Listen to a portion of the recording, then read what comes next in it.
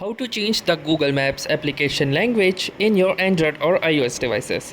So hey guys, if you wish to change the language of the Google Maps application interface, then this video is for you.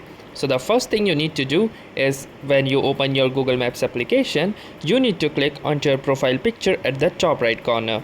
Once you will click onto your profile picture option, you can see this particular menu. From this menu, you need to choose settings. Then under the settings, the first option you see is the app language. So simply click onto the app language, and from here you can choose a number of other languages. So for example, let me choose Hindi.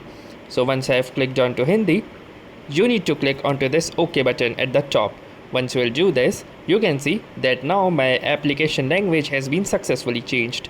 To revert it back to English, simply click onto your profile picture again and follow the same steps by going to settings and then clicking onto the first option, and then from here simply choosing English and then clicking onto OK again, and here you can see that now it has again moved back to English. So that's how easily you can switch or change the application language in your Google Maps application for Android or iOS. So that's all for this video. If this video was any helpful to you, do consider giving it a like.